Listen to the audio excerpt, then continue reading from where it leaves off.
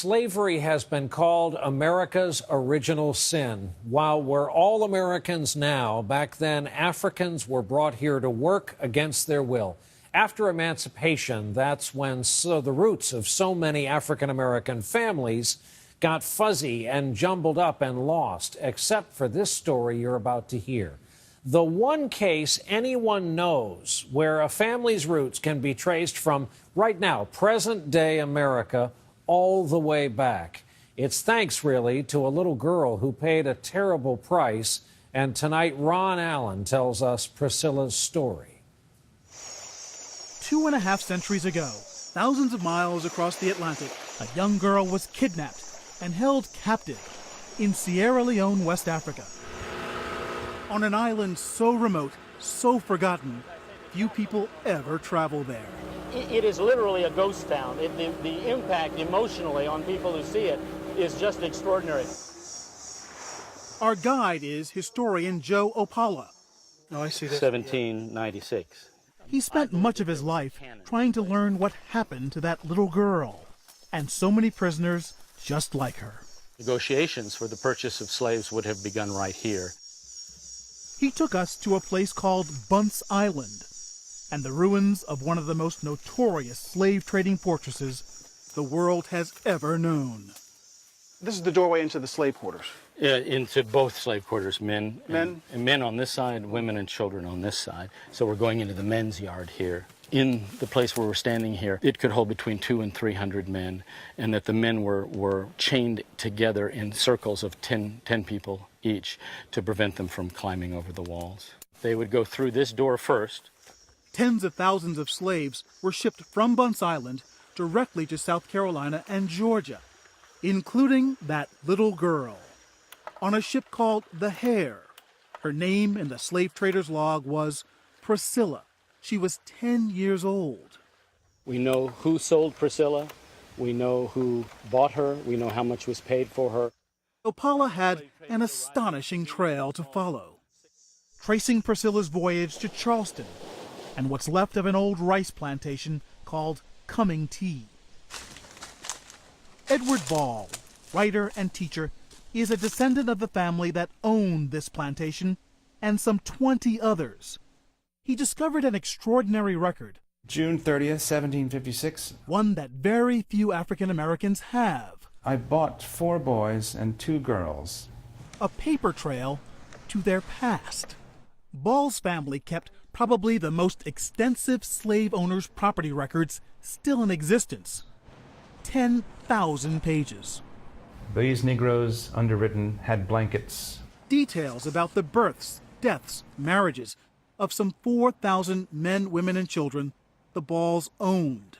Israel, Blackjack, Quaco, Priscilla. Including Priscilla. Because Priscilla was a girl, I could almost sense this abandoned child, and it moved me to see if I could make sense of her story. Ball became tormented as he spent years immersed in the lives of his ancestors. He felt accountable and wanted to do something for the families that his family enslaved. This was a place a lot of people didn't want you to go. You're opening up old wounds. Yeah. You're airing dirty laundry, literally the family's dirty laundry. Yeah. It was a good way of getting emotions on the table. It's like a wound that if you cut it open and you get the poisons out, then maybe the wound can heal better. And that's why he grew more and more obsessed with that little girl, Priscilla. He learned she had 10 children, lived to age 65. The records were good. I could see who her children were, and her grandchildren, and her great-grandchildren. Lettuce, Priscilla's daughter, was born. Remarkably, Ball went further, piecing together Priscilla's entire family tree. It led him to a retired school teacher named Thomas Martin, and then to his daughter, Tomlin Martin Polite, the great-great-great 7th-generation granddaughter of Priscilla. The Martins are believed to be the only African-American family able to trace their ancestry so far back in such detail on paper. When you think of Priscilla, who was this person? Oh my God, she was a strong, resilient person is how I describe her. I just couldn't imagine a 10-year-old little girl being kidnapped, taken away from everything that she knows. The only words I can describe are strong, resilient, courageous. Who is Priscilla? You may want to ask me. Years after her father first told her of her link to Priscilla, Tomlin and her husband Antoine had the almost unheard of opportunity to travel back through her family history to Sierra Leone. The government had learned of her story and invited her to her ancestral home.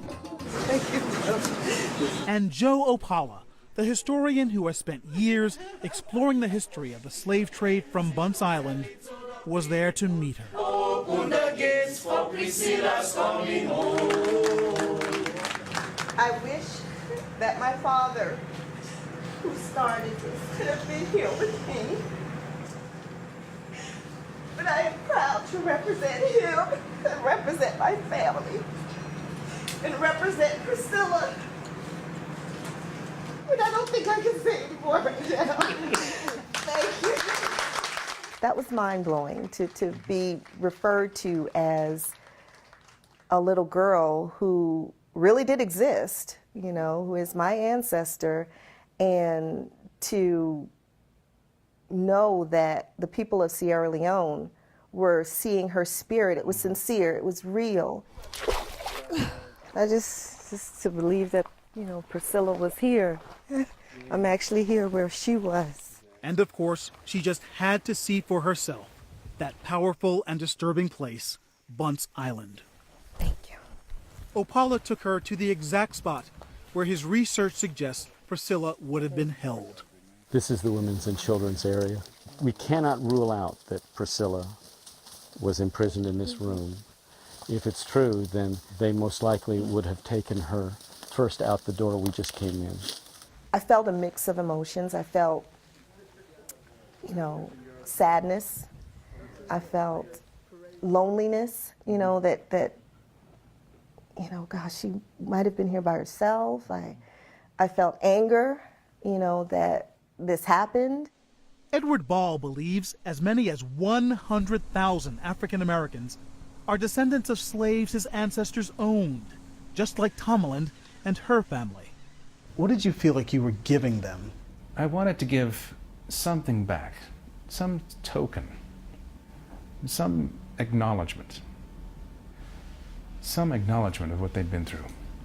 Like my grandmother always told me, you have to embrace the things that have happened in the past, good and bad, and learn from them so that you can understand the present day and prepare for your future. They gave me this like the very first or second day. These days, Tomlin and her family lead a very private life, for the most part, staying out of the public spotlight, always mindful of their incredible family story. There are times when I get discouraged with different things that are going on in my life, and I really do stop and I say to myself, come on, Tomlin, look at your situation and look at what your great-great-great-great-great-grandmother endured. That strength is passed down definitely through the generations, and I have to display that. What a powerful story. Ron, we talk about Black History Month, which we're in the middle of. This is Black history. How is this the only one documented thread all the way through? Well, it's the Ball family papers. It seems to be the most intact collection of papers from that era. So many slave owners burned their papers, destroyed them during the Civil War because they didn't want to get caught with them. The Balls were meticulous record keepers, and these are the birth certificates, the marriage certificates that so many other people have that Black people didn't have. We were property back then, before emancipation. That's the key to it. And the Martins are talking about this for the first time now because they feel more comfortable with all this. They're a very private family. They've known this for some time, but this is the first time they're sharing this with the public in that trip to Sierra Leone. They have young children. They didn't want to be icons. They have a very rare story, and now they're really ready to step forward and share it. Well, thank you for telling it. Ron Allen here with us. Thanks, Ron.